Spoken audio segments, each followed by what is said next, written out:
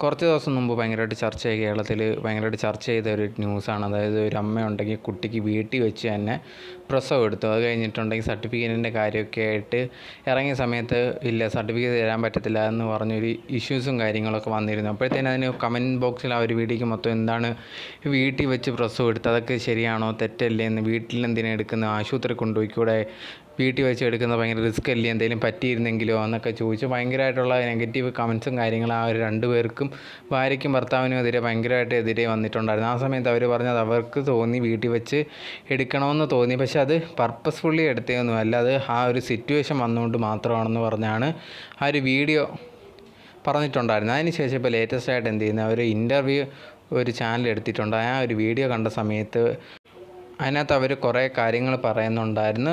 But അതിൽ എനിക്ക് കുറച്ച് കാര്യങ്ങളൊക്കെ അത്ര എഗ്രി ചെയ്യാൻ പറ്റിയിട്ട്, ബട്ട് കുറച്ച് കാര്യങ്ങൾ ഓക്കെ എന്നും തോന്നി. അതിനകത്ത് ചില കാര്യങ്ങൾ പറഞ്ഞാൽ എന്തെന്ന് പറഞ്ഞാൽ അവർ മെയിനായിട്ട് വിശ്വസിക്കുന്ന അക്യുപഞ്ചറിലാണ്, അതിലാണ് അവർ കൂടുതൽ വിശ്വസിക്കുന്നത്. അത് കാരണം കുറേ അധികം ബെനിഫിറ്റ്സും കാര്യങ്ങളൊക്കെ ഉണ്ടായിട്ടുണ്ടെന്നൊക്കെ പറയുന്നു.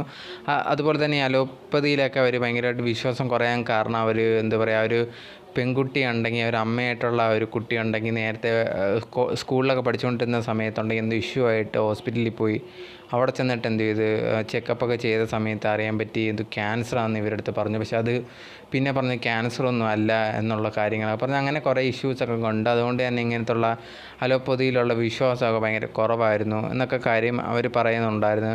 അതുകൊണ്ട് തന്നെയാണ് അക്യുപഞ്ചറിലോട്ട് മാറിയത്. അതുകൊണ്ട് കുറേ ഗുണങ്ങളുണ്ട്. എൻ്റെ അമ്മയ്ക്ക് ഇതേ കണക്ക് ഇഷ്യൂസൊക്കെ വന്ന സമയത്ത് അമ്മയ്ക്കും ഇത് ഹെൽപ്പ് ചെയ്തു. അതുകൊണ്ട് കൂടുതലും ആയുർവേദവും അലോപ്പതിയൊക്കെക്കാൾ ഇതാണ് കൂടുതൽ വിശ്വസിക്കുന്നത്. അതുപോലെ തന്നെ പിന്നെ പറഞ്ഞൊരു കാര്യം എന്ന് പറയുന്നത്, ഇതേ കണക്ക് ഈ കുട്ടിയെ പ്രഗ്നൻ്റ് ആയ സമയത്ത് ആശുപത്രിയിലൊക്കെ ഞങ്ങൾ പോയിട്ടുണ്ടായിരുന്നു. പോയ സമയങ്ങളിലൊക്കെ ഗുളികയും കാര്യങ്ങളൊക്കെ തന്നിട്ടുണ്ട്. പക്ഷേ ആ ഗുളികയൊന്നും കഴിക്കത്തില്ലായിരുന്നു.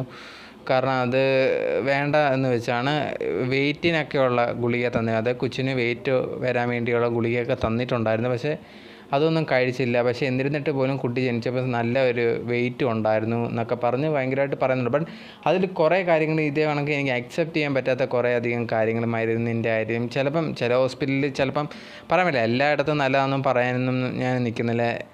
ചില ഹോസ്പിറ്റലിൽ അങ്ങനെയൊക്കെ ഉണ്ട് എന്ന് പറഞ്ഞ് ഫുള്ളായിട്ടൊരു എന്താ പറയുക, അങ്ങനെയല്ല മരുന്നൊന്നും കഴിക്കത്തില്ല അങ്ങനെ ഇങ്ങനെയെന്നൊക്കെ പറഞ്ഞു. അല്ലെങ്കിൽ ആ ഒരു പ്രഗ്നൻസി ടൈമിലും എനിക്കത് തോന്നിയില്ല. അത് കുറച്ച് കാര്യങ്ങൾ വീട്ടിൽ വെച്ച് എടുക്കുന്നവരും ഉണ്ട്, അതിൽ കുഴപ്പമൊന്നുമില്ല. അത് നമുക്ക് പക്ഷേ എനിക്ക് തോന്നിയിട്ടുള്ള റിസ്ക് വീട്ടിൽ വെച്ച് അങ്ങനെ എടുക്കാതിരിക്കും. നമുക്ക് പറയാൻ പറ്റില്ല, ഇൻ കേസ് എങ്ങാനും അത് നോർമൽ ഡെലിവറി അല്ല എന്നുണ്ടെങ്കിൽ അത് എന്താ പറയുക, ഭയങ്കരമായിട്ട് ചിലപ്പോൾ അതൊരു ഓപ്പറേഷനൊക്കെ വേണ്ടി വരുവാണെങ്കിൽ വീട്ടിൽ വെച്ച് അത് ഭയങ്കര ഒരു സിറ്റുവേഷനിലേക്ക് പോകും.